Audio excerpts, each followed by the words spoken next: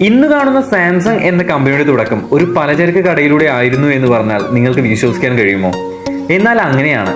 1938 ലിബ്യൂങ് ചുൾ ഇന്നത്തെ ദക്ഷിണ കൊറിയയിലെ തേഗു എന്ന നഗരം ആസ്ഥാനമാക്കി ഒരു വ്യാപാര കമ്പനിയായാണ് സാംസങ് ആരംഭിച്ചത്. വെറും 40 ജീവനക്കാരുമായി മാത്രം തുടങ്ങിയ ഒരു പലചരക്ക് കടയായിരുന്നു സാംസങ് അന്ന്. ആ നഗരത്തിന്റെ പരിസരത്ത് ഉൽപ്പാദിപ്പിക്കുന്ന സാധനങ്ങളെല്ലാം കയറ്റുമതി ചെയ്തും ഉണങ്ങിയ കൊറിയൻ മത്സ്യങ്ങളും പച്ചക്കറികളും ന്യൂഡിൽസുകളും വിറ്റുകൊണ്ടാണ് കമ്പനി മുന്നോട്ട് പോയത്. 1947 സിയോളിലേക്ക് കമ്പനി വളരുകയും വികസിക്കുകയും ചെയ്തു. എന്നാൽ യുദ്ധം പൊട്ടിപ്പുറപ്പെട്ടതോടെ സാംസങ്ങിന്റെ മുന്നോട്ടുള്ള യാത്രകൾ ചില മാറ്റങ്ങൾ ഉണ്ടായി. യുദ്ധത്തെ തുടർന്ന് ലീബുസാനിൽ ഒരു പഞ്ചസാര ശുദ്ധീകരണശാല ആരംഭിക്കുകയുണ്ടായി. പിന്നീട് സാംസങ് തുണിത്തരങ്ങളിലേക്ക് മാറുകയും അവിടെ ഒരു കമ്പിളി മില്ല് നിർമ്മിക്കുകയും ചെയ്തിട്ടുണ്ട്. ഇതിലെല്ലാം ഉണ്ടായ വളർച്ചകൾ കൊണ്ട് തന്നെ ഇൻഷുറൻസ്, റീറ്റെയിൽ ബിസിനസ്സുകൾ എന്നിവയിലേക്ക് സാംസങ്ങിനെ പിന്നീട് നയിച്ചു. 1969കളിലാണ് സാംസങ് ഇലക്ട്രോണിക് രംഗത്തിലേക്ക് വരുന്നത്. ഇവരുടെ ആദ്യത്തെ